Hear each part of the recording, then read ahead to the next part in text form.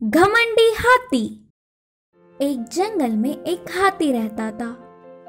वह बहुत घमंडी था। उसकी घमंड जानने वाले खरगोश, कछुआ, चूहा जैसे छोटे छोटे जानवर वह आ रहा हो तो रास्ते से हटकर भाग जाते। एक दिन वह हाथी जंगल में इधर उधर ऐसे ही घूमता हुआ एक चींटी के टीलों पर पैर रख दिया। इससे वह टील पूरा गिर गया।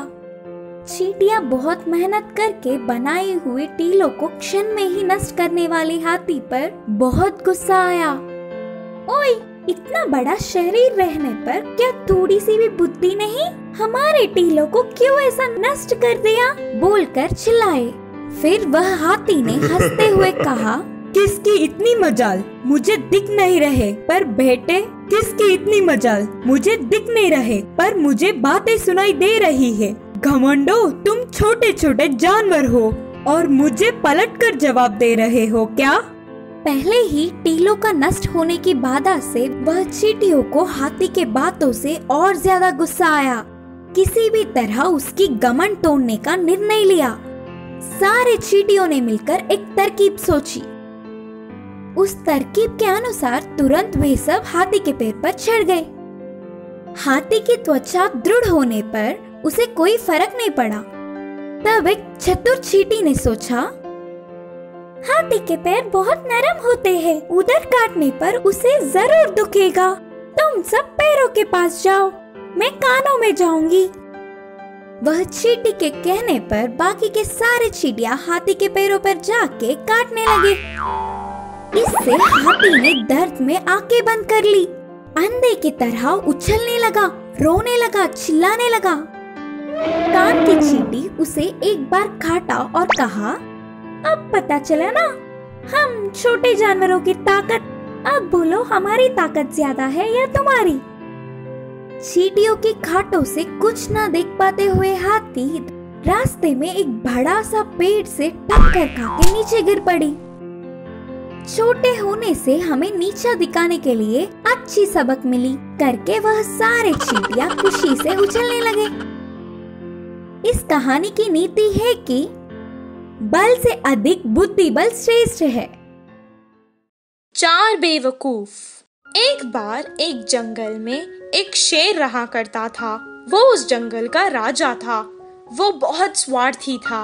एक दिन अचानक उसे एक उपाय सूझा।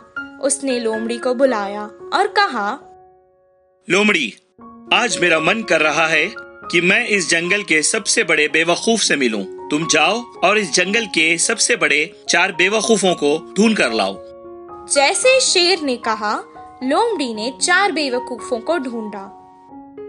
उसने देखा कि सभी जंगल के जानवर अपने अपने काम कर रहे थे और वो अब तक एक भी बेवकूफ को नहीं ढूंढ पाई। बहुत ढूंढने के बाद उसे एक बंदर पेड़ पर बैठा दिखाई दिया। वो जिस पेड़ की डाल पर बैठा था उसी डाल को वो काट रहा था। वो बंदर के पास गया और कहने लगा, बंदर दोस्त, तुम इस डाल को क्यों काट रहे हो? मैं बहुत मुश्किल से ये पेड़ पर चढ़ा हूँ। उतरने के लिए तकलीफ ना हो, इसलिए मैं ये डाली काट रहा हूँ ताकि मैं डाली के साथ नीचे आ जाऊँ। लोमड़ी को पहला बेवकूफ मिल गया था। वो दूसरे बेवकूफ को ढूंढ रही थी और तभी उसकी नजर एक हाथी पर खड़ी चींटी पर गई। वो चींटी अपने सर पर एक बड़ा दाना उठाकर खड़ी थी। लोमड़ी ने उससे पूछा, चींटी दोस्त, इतने बड़े दाने को तुम अपने सर पर क्यों उठाकर ले जा रही हो? तुम उसे भी हाथी पर रखकर क्यों नहीं ले जाती? ये हाथी मुझे उठाकर ले जा रहा है, यही उसके लिए बहुत है। अगर ये इस दाने को भी उठाएगा तो मर जाएगा। चींटी की बातें सुनकर वो हंसने लगा। उसे दूसरा बेवकूफ भी मिल गया था। वो बंदर और चींटी को अपने साथ शेर के पास ले आया और राजा को उनकी बेवकूफियों के बारे में सुनाने लगा। शेर उन दोनों को देखकर बहुत प्रसन्न हुआ। ये सब तो सही है, पर बाकी 2 बेवकूफ कहाँ हैं? यही तो है बाकी 2 बेवकूफ। तीसरा बेवकूफ तो मैं ही हूँ, जो आपकी हर बात हाँ हाँ कहकर सुनता हूँ। और चौथे बेवकूफ आप हो, क्योंकि शेर होने के कारण आपने अपना वक्त इस पागल काम में बर्बाद कर दिया। लोमड़ी की बातें सुनकर पहले तो शेर बहुत गुस्सा हुआ, फिर उसकी बात पर सहमत हो गया। उसने अपना घमंड छोड़ दिया और सब जानवरों के साथ खुशी खुशी रहने लगा। इस कहानी से हमें ये शिक्षा मिलती है कि बेवकूफ काम करने से हम भी बेवकूफ ही बनते हैं। शेर के साथ शिकार। एक बार एक बहुत बड़ा जंगल हुआ करता था। उस जंगल के जानवरों को बहुत दिन से खाना नहीं मिल रहा था। वो कई दिन तक उपवास रखने लगे। सारा जंगल घूमते थे, पर उन्हें कुछ खाने नहीं मिलता था। पता नहीं ये गर्मियाँ आती ही क्यों है। जैसे ही गर्मियों का मौसम शुरू होता है हमें कुछ भी खाने नहीं मिलता। हाँ सच में, मुझे भी अच्छा भोजन करके लगभग 1 महीना हो गया है। अगर ऐसा ही चलता रहा हम ज्यादा दिन तक जिंदा नहीं रह पाएंगे। तीनों ने मिलकर सोचा कि अब वो शेर के पास जाकर उससे ही मदद मांगेंगे। कुछ देर बाद वो अपनी परेशानी शेर को सुनाने लगे और उन्होंने सलाह दी कि वो शेर के साथ मिलकर शिकार पर जाएंगे। शेर को उनकी सलाह ठीक लगी। अगले दिन वो सब मिलकर एक साथ शिकार पर गए। बहुत देर तक वो अपना शिकार ढूंढने लगे। कुछ देर बाद उन्हें एक बड़ा भैंसा चारा चरता हुआ नजर आया। उन लोगों को उससे देखकर बहुत खुशी हुई। शेर को भी उस पर शिकार करना था।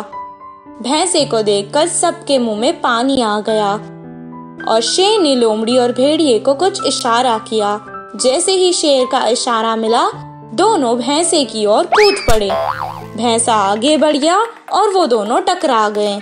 बहुत देर तक उन्होंने उसका पीछा किया। कुछ देर बाद भालू भी सामने आकर खड़ा हो गया। उन तीनों के बीच में बेचारा भैंसा फंस गया। तभी शेर ने उस पर हमला किया और उसे मार दिया। भैंसे को मारा हुआ देखकर सब उसके पास आए और बहुत खुश हुए। लोमड़ी ने उस भैंसे के 4 बराबर हिस्से किए, पर राजा उस हिस्से से खुश नहीं था। उसने दहाड़ा और कहा, दोस्तों, इतनी जल्दबाजी भी अच्छी नहीं होती। पहले मेरी एक बात तो सुनो। तभी तीनों शेर की बात सुनने के लिए इंतजार कर रहे थे। शेर ने कहा, मैं इस जंगल का राजा हूँ, इसलिए पहला हिस्सा मेरा है और इस शिकार को मैंने ही मारा है, इसलिए दूसरा हिस्सा अभी मेरा है।